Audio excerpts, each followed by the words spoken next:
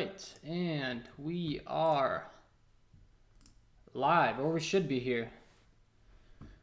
What's going on, everybody? If you can hear me loud and clear, let me know in the chat. First time live streaming here, so testing some things out. But we should be good. It looks like everything's up and running.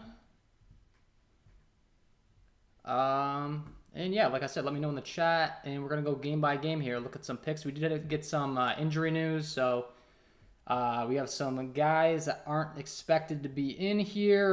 Brandon Ingram, most notably on the Pelicans side, and we're waiting on a few more things. So Bam Adebayo, Nikola Jokic looks like he's going to be in here.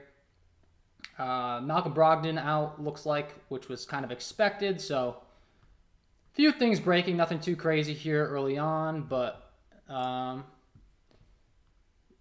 yeah, let me know if you have any questions in the chat. We're going to do a little bit of a game-by-game here. As always, TDLC, what's going on, man? I see you. Patrick, what's up, man? Few new guys in the chat. Welcome in, guys. First time live, so bear with me. If things don't go completely smooth, I'll get better at it, but looks like everything's going all good. So yeah, let me know some questions. I'm just going to do a bit of a game-by-game here. And if there's anything that goes wrong, let me know in the chat. Sounds like everyone can hear me. So, yeah, as far as the injury news, yeah, we talked about Brandon Ingram being out. I mean, that's probably the biggest piece of news here. He's expected to miss with the doubtful designation. So that's obviously a big piece of news on the Pelican side. There's definitely going to be some usage opening up. Devontae Graham, Nickeil Alexander-Walker, Jonas Valanciunas become much better plays. For sure, and that's something that's going to definitely shake things up. We talked about the Utah Jazz value as well earlier in the first video I put out, and that's going to continue to reign true. I mean, these guys are really popping in my projections with there being no Mike Conley. It's going to open up a lot more on-ball usage for guys like, you know, Joe Ingles, Bojan Bogdanovic, Donovan Mitchell, but Jordan Clarkson, Ingles, and Bogdanovic specifically on both sites, I think, are just way underpriced. So that's something that's really standing out. Lock of the nights being Jordan Clarkson, if you watched my video earlier, of course. So really going to like those guys. But yeah, looking at a few questions here. Are Towns and Edwards in good positions to smash tonight, or is Denver defense tough? Well, I talked about that, really liking that game earlier. If you watched my video earlier, I think this game could actually really shoot out. So as far as I'm concerned, I'm not really too worried about the defenses. Both teams have some really heavy usage guys. You know, guys like D'Angelo Russell, Anthony Edwards, Jaden McDaniels, Jared Vanderbilt, just kind of being fillers for the Minnesota side. So it's really all going to flow through D'Angelo Russell, Anthony Edwards, Karl Anthony Towns. So those three guys really make a lot of sense to me. Very easy to see where the ball's going on these offenses, so that's always a plus. Always something I'm looking for, of course. Being able to narrow down where the usage is going. So yeah, Karl Anthony Towns, absolutely love him as a play. I love Nikola Jokic.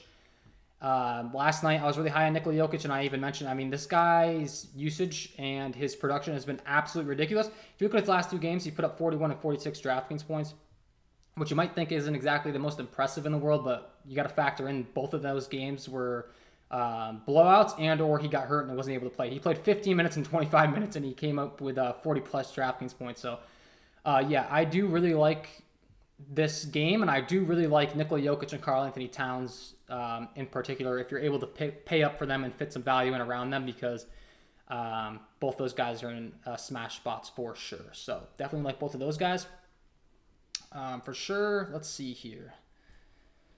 Patrick says Embiid is cheap on FanDuel. I got him in my lineup. Yeah, Embiid on FanDuel is definitely a great play, specifically with the blocks and steal bonuses. I mean, the guy's always going to be a good play over here on FanDuel. He's 9.8, nice little bit of a discount.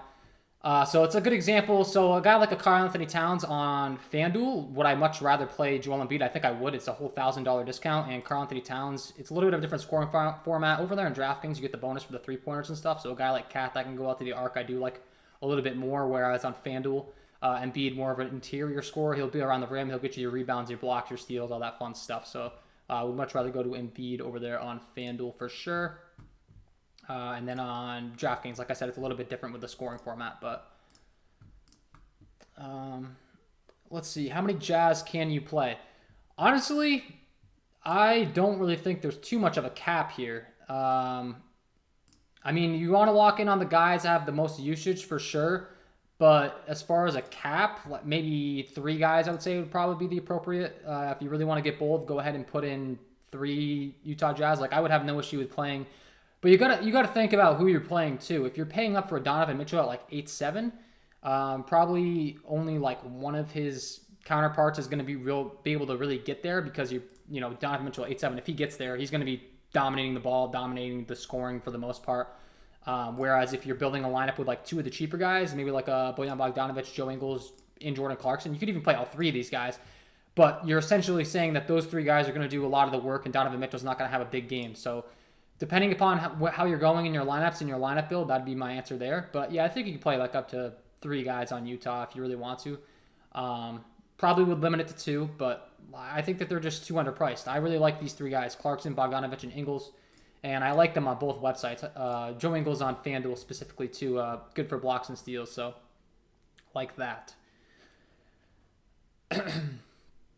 Colin says Cunningham a cash lock on DK. Cunningham, I'm not exactly sure who you're referring to be honest with you, on which team. I don't know if I'm looking at a Cunningham tonight so far. So if you could elaborate on that. Any value plays you like? Frosty says, yeah, I mean, there's plenty of value on this slate. Looking at some of my top options, I don't know which website you're playing on, if you're playing on FanDuel or DraftKings, but yeah, there's plenty of value to be had. Looking at my projections here as far as the Milwaukee side we talked about earlier in my video.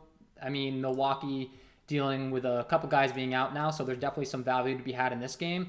Giannis, and then Holiday, Brook Lopez, Dante DiVincenzo. So Grayson Allen, Pat Connaughton, both guys that are really cheap on the Milwaukee side that I'll be liking. I like them on FanDuel as well. So those are 2 guys that I'd be looking to for sure from a value play. If you're playing on DraftKings, let's see some of my top values. Grayson Allen, we just pulled him up on the list here. As far as some other cheap guys, Mo Bamba continues to pop for me at only 6.5, and I like him on both sites. He had a really big game last night. Unfortunately, I didn't play him in my lineups. I wish I did because he was looking really good. It just didn't really match my builds, but he's been popping on both websites for me, FanDuel and DraftKings, and I don't think he's still getting the ownership that he deserves because a lot of people aren't catching on. This guy can shoot the 3, he can get rebounds. He was on the bench all last year, and now he's finally getting minutes. So, yeah, I definitely do like him. Pistons rookie point guard as far as Cunningham. Yeah, I mean, let's see here. Pulling up the Detroit game. Yeah, so I hadn't looked at Cunningham yet, so sorry about that. I was really focusing in on Sadiq Bey and Jeremiah Grant in my projections. Cunningham, as far as he's only 3.6 on DraftKings, so yeah, certainly you could put him in play. We don't really have a large enough sample size to be locking in, what his production is too much on a permanent basis, but and also I don't have my final projection run ran yet. So let's see if we're pulling up Cunningham, questionable. Not on the injury report ahead of Saturday's game, and it's not officially reported that he'll make his debut. But he was dealing with an ankle injury, and they've been very cautious. So, yeah, I don't know. I didn't see the news that he was actually even questionable in the end, so I wasn't expecting him to make his debut, but now I'm seeing that, so sorry for the delayed response on that. But, yeah, Cunningham, I don't have an issue. The only thing I would say is based on the fact that, he was coming off an injury and they're being cautious with him, it's a little sketchy there as far as, wanting to go to him right away. He is really cheap, though, over here on DraftKings. So, yeah, I think that Cunningham would be a fine play. We'll have to see how it goes on my final projection run. I'll have a lot more of an answer for you there. But also, I think they might limit his minutes a little bit in the early going. So, what do you think about John Collins? I like John Collins. I think that with Clint Capella continuing to be limited on a minutes limit, it's actually really helping John Collins. So 6.6 over here on DraftKings as far as FanDuel is concerned for John Collins and his price tag. Let's see, 6.5. Yeah, I think John Collins is a great play. Like I said, especially with the fact that Clint Capella is continuing to be limited. Unless we get news that Clint Capella is no longer going to be limited, then that might change my opinion on that one a little bit.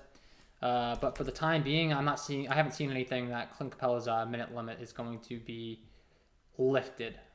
So yeah, I do like John Collins, and I think that I like him a lot more due to the fact that Capella's being limited. He'll be out there a little bit longer. He'll get more rebounds, all that fun stuff. Thoughts on Gary Trent? Yeah, Gary Trent, if you've been following along the season, at first it was Goran Dragic in the starting role. Now Gary Trent Jr.'s stepped in, so he definitely gets a big bump here. He's going to get more minutes. Pretty good fantasy point per minute producer, and he can definitely shoot the three ball. He's only 4.6 over here on DraftKings. You can see early on the season, he played 26 minutes in game one. Now he's been upwards to mid-30s in each game.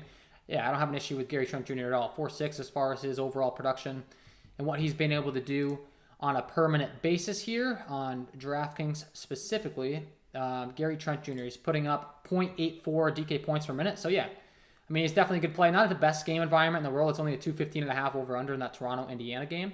But yeah, I don't have an issue with going to some Gary Trent Jr., especially now that it's established that he's kind of rocking and rolling in that starting role. They're not really too worried about going with Goran Dragic. So no issues either going to him at all. Yeah, so I'm going to go a little bit game by game here, guys. I'll keep an eye on your questions. Still getting used to this live routine. If you have anything that you want to see, leave it in the chat too. I'm open to any and all suggestions. But yeah, looking at this Orlando-Detroit game, Cunningham is listed as questionable, so that was a good point. Honestly, I didn't even expect him to be making his debut, so the fact that that is the case, definitely a big thing to keep an eye on. That could certainly impact the usage here. Because we've been dealing with a lot of Saddiq Bey usage. Now, if he comes in and then you have Killian Hayes as well at the point guard position, this usage might be spread out a little bit thin. Just keep in mind also, like, this is the slowest paced game on the slate. I mean, this is the worst game environment on the slate from a fantasy aspect. It's only got a 207.5 total. So, like, do I really want to go all that crazy on getting exposure in this game? I don't really think so. Cunningham's very cheap. So that's a little bit of an exception. The fact that he's still in the 3.6, 3K range, don't get me wrong, that makes it so that he's a little bit of a viable play. But overall, this game environment's just really not good. So I wasn't getting too excited to target that one early on. Julius Randle's a guy that's really popping for me the more and more research that I do. If you are a Patreon member of mine and you go over to my defense half court and putback sheet, you can see that the New Orleans Pelicans have been really struggling on giving up those putbacks. They're 27th in the league as far as points per play on putbacks. So that's going to be obviously a great thing for Julius Randle. He's going to be able to get in there and get those boards. So the more that I dug into those numbers and how the New Orleans Pelicans are faring so far, I mean, Jonas Valanciunas has been absolutely phenomenal from a fantasy aspect, but it's not exactly as if he's the best defender in the world down low.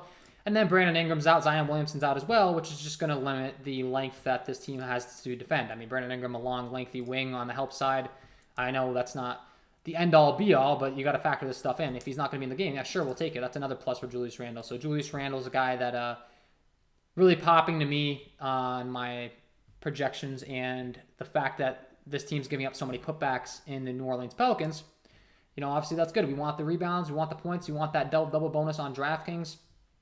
And then over on FanDuel, we'll take those rebounds, of course, as well. We'll take the fantasy points any way we can get them.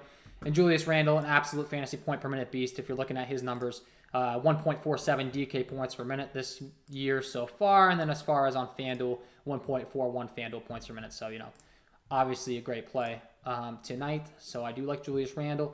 And I do really like the Pelican side. There's expected to be no Brandon Ingram. So what is that going to do? That's going to open up a bunch more usage for guys like Jonas Valanciunas, Nickeil Alexander-Walker, Devontae Graham. Devontae Graham was very popular last night at this discounted price, and now you're taking out Brandon Ingram and giving him even more usage. I think Devontae Graham's an absolute smash play tonight. He's going to take on a lot more responsibility in this offense, and for that reason, it's kind of a no-brainer play for me. I definitely do like some Devontae Graham, especially on DraftKings.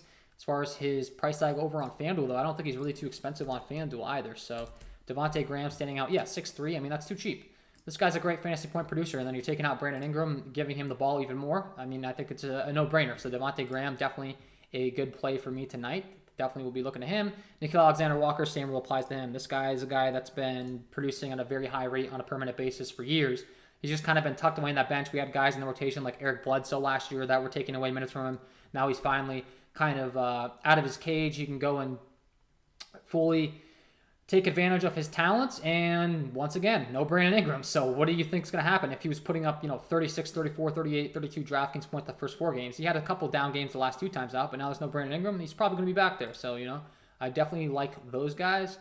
On the Pelicans side, they're a team that's opened up a lot of value. So I had someone ask about some value plays. Yeah, I like the Pelicans side a lot. I talked about liking the Utah Jazz. The Pelicans are right up there. The Milwaukee Bucks are short. So those are a couple of the teams that we should be looking to for value on this slate for sure.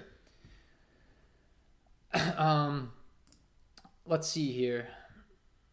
Orlando was great yesterday. Do I go back to it? Well, that's the game I don't know if you just joined the stream, but I'm not all that interested in this Orlando game, to be honest.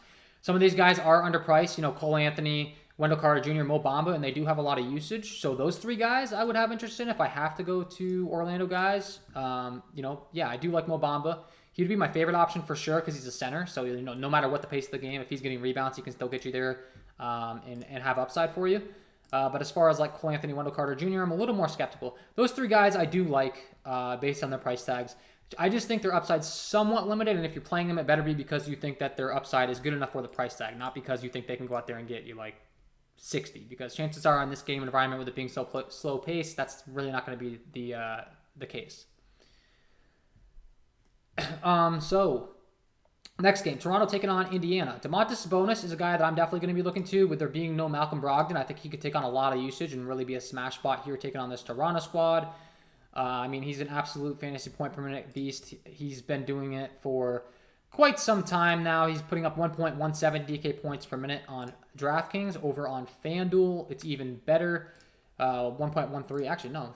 Actually, it's a little bit worse on FanDuel, so sorry about that. But point being, you get the point. Domantas Sabonis, with there being no Malcolm Brogdon, I think he's going to take on even more responsibility. Even though they're not directly correlated as far as the guard position, it doesn't matter. These are the top 2 guys in usage on their team. And then, of course, Mr. Duarte. Chris Duarte has been, really performing well early on in his rookie campaign. And when you take out Malcolm Brogdon, what do you think is going to happen? He's going to get more usage. He's going to have more upside. He put up 39 and 30 DraftKings points the first 2 games. Last time out, he put up 29.5 with no Malcolm Brogdon. And I think he has even more room for upside, and he's still very reasonably priced across the entry. He's 5.6 on DraftKings. Over on FanDuel for Mr. Duarte, they still have him priced pretty cheap as well. With a 5.5 price tag. Only thing is he's only small forward eligible over on FanDuel, which is a little unfortunate, so you're kind of forced there. But if the rest of your lineup build supports that you need to go down at small forward, then that's where you would want to be going. Mr. Duarte is definitely a good option. So, Scotty Barnes, OG Anunoby continue to see a bunch of minutes on that side as well, so they really do make some sense for sure. No issues with going to them. And then I do think that Miles Turner is also a guy that could see a bump up in usage with there being no Malcolm Brogdon in this one. Miles Turner and Domantas Sabonis are a little bit negatively correlated is the only thing. Like, it's very difficult to be playing both those guys in the same lineup, so I wouldn't play Turner and Sabonis most likely. Like, is it a possibility they get there? Yeah. But playing them together doesn't really make sense to me because chances are, they're stealing rebounds from each other. They're stealing shots from each other. Both bigs, probably not making too much sense to be playing both of them together. And then also TJ McConnell, after absolutely busting last night at some high ownership, could be a really intriguing play tonight. I always love going to these guys when they bust because, the next day everyone's all irritated and just it's kind of sucks when you play a guy that's expected to have a big bump up in usage and he does absolutely nothing for you. Like the whole entire first half, TJ McConnell really did nothing. So I do think that TJ McConnell is going to be an interesting play tonight for sure. And the recency bias is something I always like to pay close attention to. And specifically on FanDuel. I talk about it a lot if you've been watching my content for quite some time or if you're a Patreon of mine in the Discord chat. McConnell on FanDuel is just a great play because he gets so many steals normally, and you get 3 points for every block and steal. He had 2 steals last night. We've seen this guy go out there and get like 10 steals in one game before on FanDuel when he has like 50 FanDuel points. And it's not as if he's going off in the points category. He's just got like 10 steals, and I'm not exaggerating. Last year, I think he had a game where he had like 55 FanDuel points and 10 steals. So TJ McConnell, especially on FanDuel, is a guy I'm definitely going to be looking to with there being no Malcolm Brogdon tonight for sure. And let's see. Any more questions? TDLC, what's going on, man? He says, you think Toronto's defense will shut them down? They've been playing well on defense. Yeah, Toronto definitely does have a good interior defense, good defense overall, but Specifically down low, they're kind of hurting right now. They don't have Pascal Siakam, so Fred VanVleet, an elite guard defender. OG Anunoby's a great guard, a great wing defender. But as far as down low, actually, Awa's really good on defense, but he's not exactly like your traditional big. So do I think that Domantas Sabonis can still go off? 100%, I do. And to your point, yeah, VanVleet's a great defender. Anunoby's a great defender, but still, when you have guys like a TJ McConnell and Chris Duarte, and they're only priced at 4.9 and 5.6, that's not the easiest matchup in the world. Unfortunately, they're going to have to kind of fight through some tough defense on the wings, but we can live with it because is it likely that this guy can go out there and score, mid-30s points? Yeah, I think so. And that's the kind of chances that you have to be taking if you're going to them. But yeah, it's a good point. Toronto does have some good wing defenders. If you're a little bit scared of that and you want to go elsewhere, I wouldn't call you crazy at all. So Atlanta taking on Philly. Can you build a lineup? Yeah, we'll do a little bit of lineup building. I'm not going to give you an entire lineup just because that's actually frowned upon. So we can't be doing that on the live. But yeah, we'll do a little bit of a lineup and have a few empty spots before the end of the stream, and we can have you, fill it out with yourself. But we'll put in a few guys and see what our salary cap's looking like.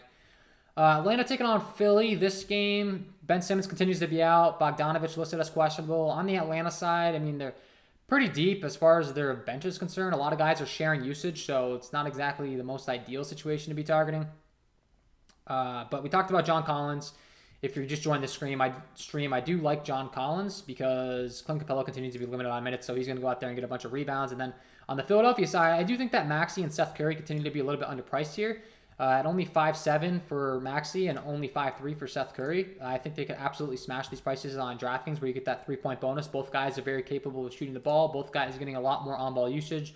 With there being no more Ben Simmons anymore, I definitely do like them. And Joel Embiid is expected to play in this one, so I do like Joel Embiid. He's a little bit banged up, so it's a little bit sketchy whenever you're targeting Joel Embiid because he's the guy that, he can go out there and be hurt in the first quarter and your lineups are all dead, but he's also the guy that can go out there and put up 70 points for you and you're looking real good in your tournament. So that's kind of a constant battle when you're dealing with Joel Embiid, but it's kind of what you have to deal with.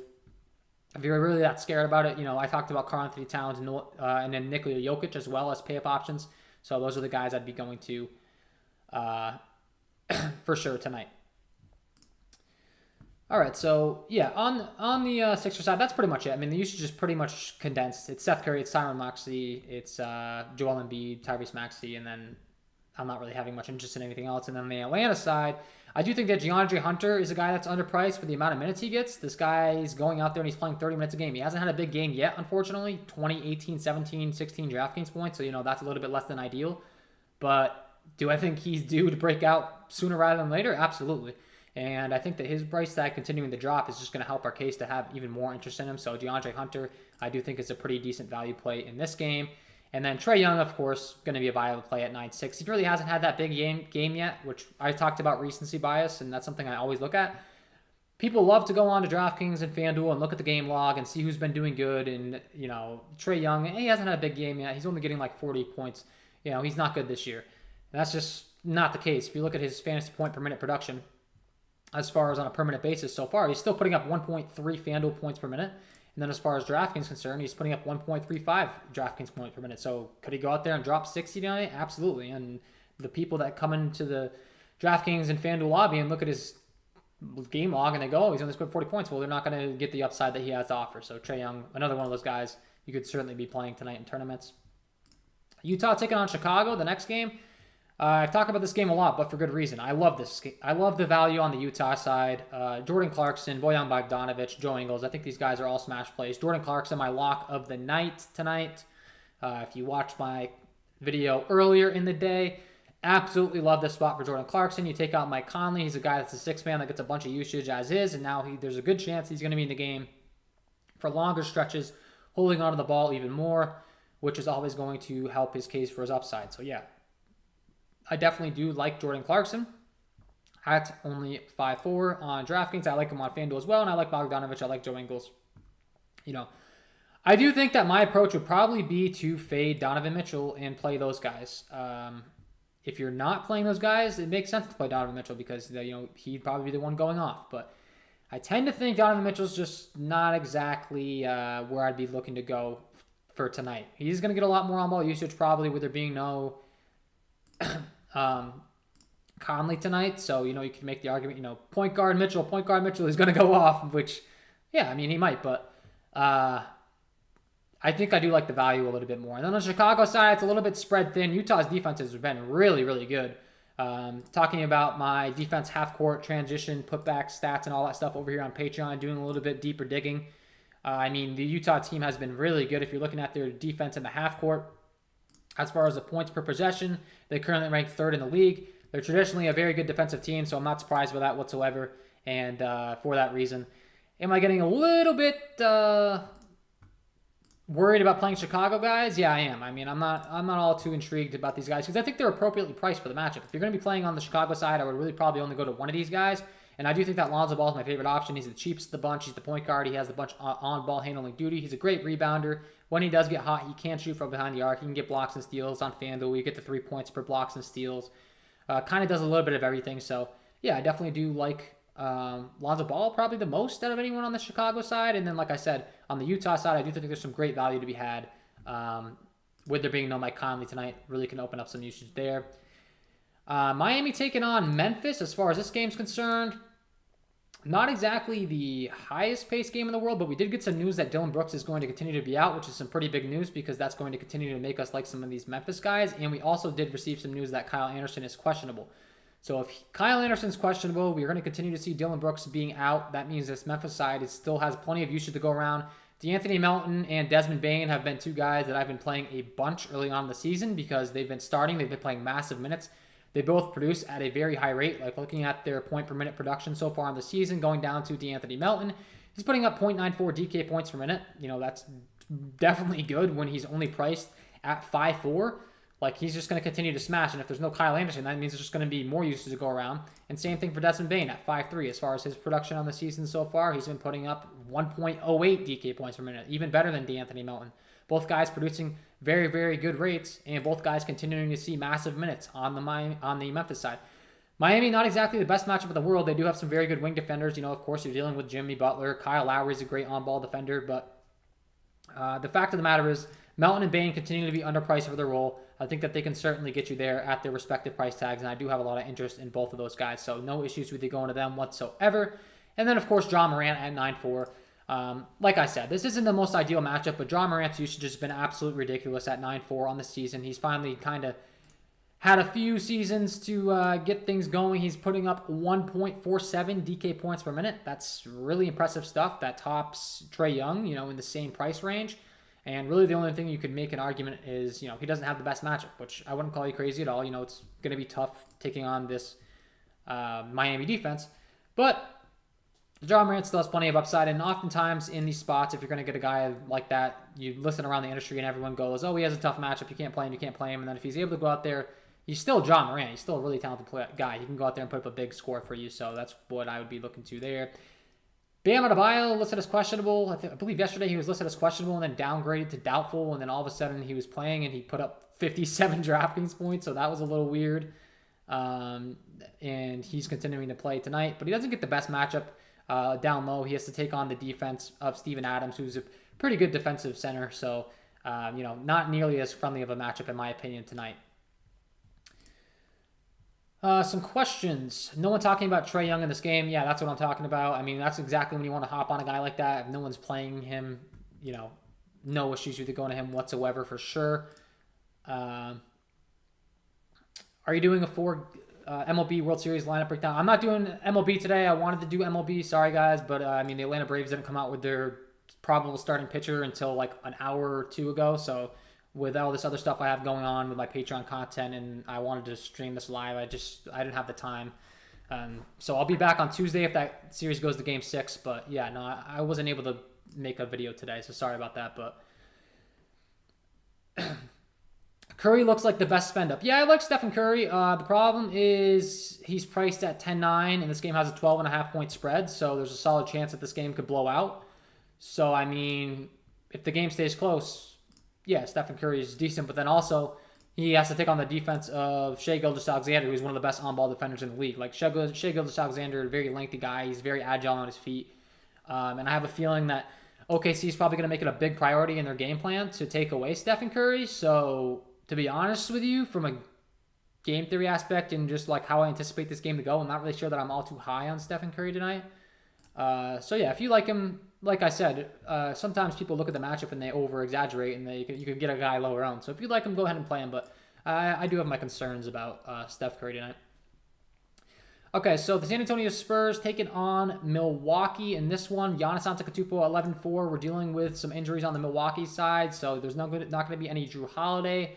There's not going to be any Brook Lopez, no Dante DiVincenzo, no Bobby Portis. So I think Giannis Antetokounmpo has a massive ceiling here at 11-4. We saw him go out there and put up 78.5 DraftKings points in his last performance, and that was in a close game taking on Minnesota where they didn't have those other guys taking away his usage. In this one, it's going to be very similar. So I think Giannis could absolutely smash in this spot, and he'll be a big priority for me as far as my spend-up options. Really do like Giannis.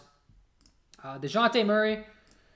I got a question about DeJounte Murray earlier. So, Colin, yeah, I do think that DeJounte Murray is a pretty good play. He has the highest upside of anyone on the Spurs side. He's really starting to take on a big role this year. He's a guy that's had to deal with sharing some of his minutes with other guys in the past, with Popovich liking to mix in different guys, and now that there's no more Patty Mills in this rotation, I do think that he's taking on a lot more usage, a lot more responsibility, and I do like him. I also do like Derek White at 6'4". He can be a little bit inconsistent. Derek White's one of those guys where you play him and in the first quarter you're like, I'm the smartest person alive because he's going off, or at halftime you're like, what was I thinking playing Derek White because he has 10 points, and that's just kind of how he is. He either goes off or he doesn't really do much, but at his price tag, I definitely think that he's a good play as well. But I'd really be looking to focus mostly on the Milwaukee side in this game. There's no Drew Holiday, there's no Brook Lopez, there's no Dante DiVincenzo, there's no Bobby Portis. That means that Pat Connaughton and Grayson Allen are going to be great plays in the 4K range. So, I mean, yeah, Grayson Allen and Pat Connaughton are both guys I think that could certainly really go off in their respective roles in this game. Especially on DraftKings, they can both shoot the three ball. If they get hot from behind the arc, where they're priced, I mean, they're going to be there in no time at all.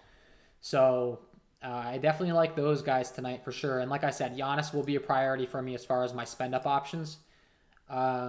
He's a guy that really the only time you're not wanting to play Giannis is when you're worried about the blowout, and when the blowout's not really factored in and the game's expected to stay close, which this one is. It's only a 7-point spread, which isn't exactly the biggest spread when it comes to the Milwaukee Bucks. Yeah, I'm going to have a lot of interest in Giannis. He puts up 1.88 DK points per minute, second to only Nikola Jokic on the season so far, and those two are clearly the best fantasy options so far in the season. I mean, numbers don't lie. So Giannis Antetokounmpo and Nikola Jokic, both guys that I'll be talking about for sure, and guys that I'm looking to play in my lineups tonight. Oklahoma City taking on the Golden State Warriors. We talked about that a little bit. My favorite play in this game would be Shai Gilgeous-Alexander, just because, I mean, if the game's going to stay close, there's a very solid chance, and pretty much the only chance, it's because Shai Gilgeous-Alexander is doing some work, because if he doesn't, this team is in trouble because it's a 12.5-point spread. And he does it all. I mean, he gets blocks, he gets steals, he can shoot, he can assist, he can rebound. So at only 7.3 on DraftKings, I really do like Shai Gilgeous-Alexander. He's just too underpriced. And then as far as his price tag over here on FanDuel, he's also underpriced. And on FanDuel, he's another one of those guys. I really like playing him because of his blocks and steals upside. Hasn't really had a game so far in the season where he's had a lot of steals, ironically. So I think that's just a matter of time where he goes out there and he might have a 5-steal game, and that's, a lot of points over that FanDuel. You get to 3 points per steal. So Shai Gilgeous-Alexander is the guy I'd be looking to play in this game. And then also you do have Josh Giddey and Darius Bazley. I mean, if this game's going to stay close, it's these three guys. So you're pretty much banking that these three guys have big games, because if they don't, they're going to be in trouble and this game's not going to stay close. So that would be my approach here. If you're not playing the game, don't play anyone. And then if you're thinking that this game's going to stay close, those would be the guys that I'm looking to play in Darius Bazley and Shai Gilgeous-Alexander, and then, of course, Josh Giddey as well. And on the Golden State side, I mean, if the game's going to stay close, Stephen Curry is going to be the guy that's probably having the biggest game. But if the game is not staying close, Stephen Curry becomes a very scary play. And like I said, I'm not too thrilled about Shai Gilgeous-Alexander defense on him, so you may want to pivot to another guy. Maybe this is a time where, all the attention goes on Stephen Curry and Jordan Poole gets hot and he goes off. He hasn't had a big game the last 2 times out after having 38.25 DraftKings point performance against Sacramento. That'd be my approach. You're either playing Stephen Curry and you're saying he's the one that's going to be going off, or you're playing his teammate and you're saying you're going to focus on all the defense on Stephen Curry and Poole's going to have a big game. It's really that simple when you're thinking about your lineup build, and that's what you should be thinking when you're building your lineups. This Denver-Minnesota game, I'm getting excited about. We talked about it a little bit earlier because we had some questions, but Nikola Jokic, Karl Anthony Towns, both absolute fantasy point per minute beasts. Nikola Jokic should probably be my favorite option. I mean, the guy's played 50 minutes and 25 minutes. I keep saying it, but it's just a matter of time before he plays mid 30 minutes, and I think this will be the game where he does. And if he played mid 30 minutes last night, he would have ended up with 70 plus DraftKings points without even a blink of an eye. They pulled him like mid third quarter. He didn't come back in the game, much to my disliking because he was in my lineup. So that questionable tag, I got Nikola Jokic at like 5% owned last night. That's another thing. If the guy's listed as maybe being injured, it's always a good thing to be playing him in your lineups if you're willing to take on the risk. Depends on your risk tolerance. If you're a tournament player, a cash game player, I'm primarily a tournament player, so I'm always looking for the edge as far as ownership, and I don't have an issue with taking risks. So I'm not concerned about Nikola Jokic's injury. He looked perfectly fine, and then you factor in that he only played 25 minutes last night, and he got to rest up on the bench the whole second half of the third quarter and the fourth quarter. I like Nikola Jokic a lot. And then I like the Minnesota guys in Towns, Anthony Edwards, D'Angelo Russell. You can't play all of them, but depending upon your lineup build, yeah, I like all three of these guys. They can all have big upside games. The usage is clearly flowing through them. And on the Denver side, the usage is clearly flowing through Nikola Jokic, Will Barton, Michael Porter Jr., and Aaron Gordon. Those are the main candidates. Nikola Jokic, by far my favorite, because the thing about Nikola Jokic is he does it all. He gets the points, the rebounds, and the assists. So if he's not scoring, he's putting up assists. If he's not, like last night, he only put up 11 points. He had 16 rebounds and 8 assists. He still put up 46 DraftKings points. And if he got in the game a little bit longer, guaranteed he would have got a triple-double. So that would have been a triple-double bonus on DraftKings. And I think he could put up a triple-double tonight. So I do like Nikola Jokic quite a bit. And I like this game overall. Those solid pieces, like I said, Jokic, Towns, Anthony Edwards, D'Angelo Russell, Michael Porter Jr. You don't have to get cute with these rotations, which is always something of my liking. You don't have to worry about someone stealing minutes. And then Cleveland taking on Phoenix is the last game. This game is expected to be real ugly. So I'm not getting too excited here. I mean, Evan Mobley's been playing very well early on in his career, so he'd be the guy that has the biggest upside. But honestly, Phoenix has some pretty good defense. I mean, Chris Paul, Devin Booker, not the best defender at all, Devin Booker, but Chris Paul, pretty good on the arc. And they do have some guys that they can bring off the bench in Miles Bridges and Jay Crowder, Mikal Bridges, that are pretty decent as well. So this game just seems real ugly. Honestly, if I'm playing anyone from this game, it'd probably be Chris Paul on the Phoenix side and Evan Mobley on the other side, and not getting too excited about it overall. So yeah, I mean, that's all the games. Those are the guys that I'm looking to here for the most part. Someone had mentioned maybe doing a little bit of a lineup build, so we'll definitely do that. TDLC, I'll be in the Patreon next month. Thank you. Appreciate that, man. Be glad to help you guys. Yeah, that's the other thing. If you are interested in some further content from me, I do offer a premium package that's linked below in the description. You get access to all these tools, all these projections. You get access to the Discord chat where you can ask me questions all the way up until lock. All that fun stuff, all my tools. Yeah, I mean, the list goes on and on. I work really hard on that, and I use the tools myself, and I've had a great season so far in NBA. Last night was my first losing night so far on the season, so that was a little unfortunate. I would have liked to say I haven't lost at all. That's always more of a preference to not lose, but I'll take it. Only one losing night on the season so far. So yeah, check out those projections linked below in the description. Make sure you leave a like on this video as well. Subscribe to the channel if you're new. This is my very first live stream, so if you're new, welcome, and feel free to leave any suggestions for future live streams in the chat as well. And yeah, I'm probably going to hang out for another like 15 minutes or so here before we end this. So I'm just going to keep an eye on the chat. If you guys have questions, ask away, and then we're good to go. I'll probably end the stream. So yeah, DeAndre Ayton, question mark from Frosty. Yeah, DeAndre Ayton is a little bit underpriced. I don't know which website you're playing on. If you tell me the website, that'll help my case as far as being able to help you out there. He's only 6'5".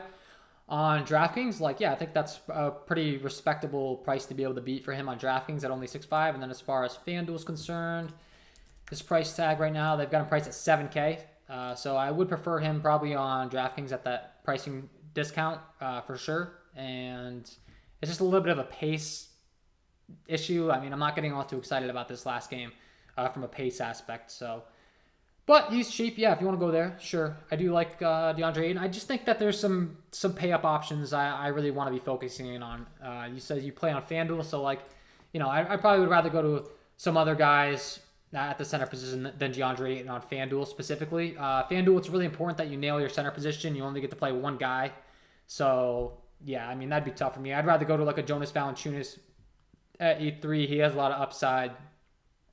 These cheap guys at the center position. Maybe you could put in a John Collins, a Mo Bamba at 6'4". I'd rather go to Mo Bamba. At his price tag, honestly, not even close. So, yeah, you just got to be careful on FanDuel because you only get that one center. And, I'd be prioritizing a Nikola Jokic, a Karl Anthony Towns, a Joel Embiid, a Julius Randle, a Sabonis, a Jonas Valanciunas. Or maybe, like I said, I do like Mo Bamba quite a bit. He's grading out as a great play for me. And the guys that have multi-positional eligibility that can get away with playing at the power forward, you probably do want to. And just play the guy that you can only play at center in the center spot because you can't get away. Obviously, if you have to play him at center, you have to play him at center. So, yeah, that'd be my approach on FanDuel. Let's see. Any more questions? Looks like things are dying down a little bit here. So, do you only play pace-up games? Is there a time where you pivot from pace-up games due to chalk? Yeah, so that's a good question. It depends on how many teams in the how many players in the pace-up game I have interest in. Like if it's a situation where I think the rotations are too spread thin, and even though it's a pace-up game, I don't think that in particular guys can reach their full ceiling, then I'll pivot off. But if it's a game where we're dealing with injuries and, that kind of thing, and there's one guy that's expected. Like I'm trying to think of a good example today. So, I mean, looking at these games as far as the totals and everything is concerned, one of the highest paced games is this Milwaukee Bucks and San Antonio Spurs game, and the Bucks are dealing with injuries with Drew Holiday, Brook Lopez, etc. So that opened up usage. So, guys like Grayson Allen and Pat Connaughton, like I'm going to have a hard time pivoting off them because they're getting that much more usage, and it's a pace-up game. So that's a situation where I would say, no, I don't really want to pivot off that. But then if we're looking at another game, let's see. Like, let's say the Chicago Bulls are in a pace-up game. Like, their rotations being a little bit kind of filled up with these new guys. Like, they have Nikola Vucevic, DeMar DeRozan, Zach LaVine, Lonzo Ball. That's 4 different guys in the lineup that have a high usage rate. That make it a little bit more skeptical. So if I see that there's a bunch of traction going towards them, and there's a bunch of ownership going their way, then I'd be more likely to pivot. So if that makes sense. But if it's a high-paced game and the usage is pretty condensed on some players, like I'm not gonna really want to get away from that game. I'm gonna want to continue to target those players. All right, any more questions here?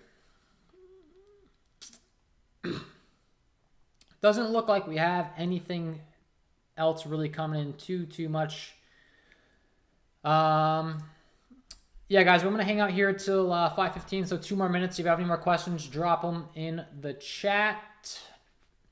First time going live, if you enjoyed it, make sure you hit that like button. Would greatly appreciate it here. And yeah.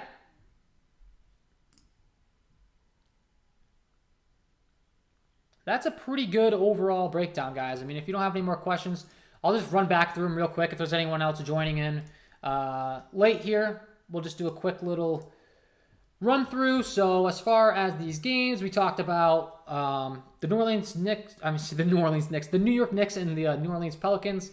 Julius Randle, I really do like a lot from putback aspect. Brandon Ingram's out, so that's going to make me like guys like Jonas Valanciunas, Nickeil Alexander-Walker, Devontae Graham a lot more. So that's one game that I'll be targeting. Indiana, there's no Malcolm Brogdon, so we have, Chris Duarte, that kind of thing. You can target those guards. You can target Sabonis. He's going to get a bump up in usage. The Utah Jazz, I really do like their value plays. Clarkson, Bogdanovich, Joe Ingles. And then the Milwaukee side, I liked the Giannis Antetokounmpo play, Chris Middleton, all these guys getting Grace Allen and Pat Connaughton are underpriced. Denver, Minnesota, I think this game could really shoot out. I really like these guys, especially because the usage is very condensed. And, you have Nikola Jokic, Karl Anthony Towns, Anthony Edwards, D'Angelo Russell, etc. And, yeah. And some people coming in saying they want to see a lineup build. That is right. I promise. Before I forget, we'll definitely get that to you guys. All right, so let's do a little bit of a lineup build. We'll start with DraftKings first, and then we'll do FanDuel second. So let's see. Well, we talked about the value in the Milwaukee side of things, and we talked about a few guys in particular, and guys like Grayson Allen, Pat Connaughton. So we'll throw in a Grayson Allen right off the bat. And then also we did talk about the Utah side of things. Utah, my lock of the night, Jordan Clarkson. Of course, I'm going to be putting him in my lineups because, I mean, he's my lock of the night. Kind of goes without saying. Going to really like him tonight for sure at only his 5.4 price tag. Giannis Antetokounmpo is going to be a priority spend up for me with there being this team, being banged up and everything. So I'd be putting him in my lineups for sure. Let's see. We're going to kind of need some more value here. So we talked about the New Orleans Pelicans with there being no Brandon Ingram. So, I mean, that's going to open up more usage for a guy like a Josh Hart, who is expected to play here. He's returning from a 4-game absence as well, so maybe he's a sneaky play that people aren't willing to play coming off an injury, and he could have a big game, so I wouldn't have any issues with you going to him. But then also, I do think that Devontae Graham is just too cheap here. So we'll go ahead and put Devontae Graham in our lineup and put Clarkson at the other guard position here. I think is Grayson Allen small forward eligible? If that's the case, that would help our case quite a bit. He is. All right, so we'll put Grayson Allen in the small forward. We'll put Clarkson in the shooting guard position. And then we have center guard forward at the center spot. We talked about really wanting to pay up. I like Nikola Jokic. I like Joel Embiid. I like Karl Anthony Towns, Julius Randle. Domantas Sabonis gets the bump up. For this build, though, we did talk about liking JV because there's no Brandon Ingram. So I will go ahead and put JV in there at 8-1. And then the rest of the lineup, you kind of have to throw in some value plays that we talked about. I mean, I'm not going to build the entire lineup, but that would be a solid core right there. And then you guard forward, utility spot. You have 4,800 to work with. We have plenty of value plays. We talked about the Utah Jazz guys, the Pelicans guys, Josh Hart. Plenty of options to go around. Milwaukee even has more value plays, Pat Connaughton. So that would be a pretty easy build there for sure. What do you think of Jaden McDaniels' price at 3,600? I don't really think I'm going to have that much interest in Jaden McDaniels, to be honest with you. He's been getting a bunch of minutes, but his permanent usage or permanent production just really isn't good. I mean, the guy's played 33 and 32 minutes the last 2 games, and he's put up 12 and 21 DraftKings points. So if you want to take a chance on him, go for it. But just to kind of make my case, back it up with some numbers as far as his production so far on the season, Mr. Jaden McDaniels, he's only putting up 0.62 DraftKings points per minute. So honestly, my final answer would be no. Don't play him. Sure, he's really cheap and he's playing a lot of minutes. So could he end up with 40 DraftKings points tonight and you hate me? Yeah. But the numbers speak volumes. So, I mean, that's what I wouldn't play Jaden McDaniels. He could get there, but I rely on the numbers. I'm not looking to put a guy in that's averaging that low of DK points per minute. So, switching over to FanDuel. For you guys that play FanDuel, we'll do a quick little lineup build over here. Center position. I talked about, we got to really prioritize one of these high upside guys at the center position. So Mo Bamba, I do think is a guy that I do have quite a bit of interest in. I talked about it. I just think he's underpriced for his fantasy point per minute production, specifically on FanDuel. We get to 3 points for the blocks and the steals. Mo Bamba can certainly go out there and have a tremendous game. Last couple times out, 3 blocks last night, 1 block, 1 steal, 35, 49 FanDuel points. And finally, not getting limited in his minutes. So I definitely do like him for sure. The power forward position, obviously, I talked about liking Giannis. I think Giannis is a big priority for me, so I do want to be putting him in my lineups. In a game that's expected to stay close, and a team where the games, I mean, that's what it comes down to. When it comes to the Bucks, you just want the game to stay close. If the game stays close, he's going to go out there and have a pretty big high upside game. So I do like him quite a bit. I do like Grayson Allen over here on FanDuel as well, so we'll go ahead and lock him in from a salary relief aspect at the shooting guard position. He's only 4,900. With there being those injuries on the Milwaukee side, he should have plenty of usage. As far as anyone else is concerned over here, we talked about Duarte. I think Duarte is a great value play with there being no Malcolm Brogdon at only 5,500. He's going to be a pretty good play over here. Derek White at 6,400. He's a little bit of a versatile play, but we talked about him. I do like Joe Ingles a bunch with there being no Mike Conley in this one. So Joe Ingles, I would probably want to put him in the small forward position and then put my lock of the night in Jordan Clarkson in the shooting guard because he's my lock of the night. And we've been on a roll with those. If you're new to the channel, make sure you check out the video I put out this morning because, lock of the night, that gives us 7,300 more per position.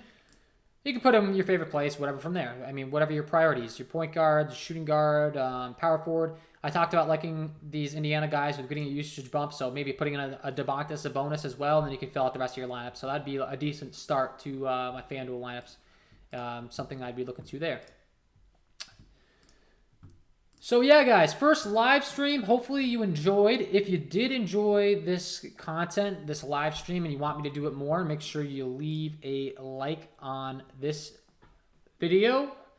Feel free to, drop in the chat if you have any more ideas before I head out. But yeah, first successful live stream. It sounds like it went pretty well on your guys' end as well. So yeah, last question before I head out. Thoughts on Chris Middleton in this game? I love Chris Middleton.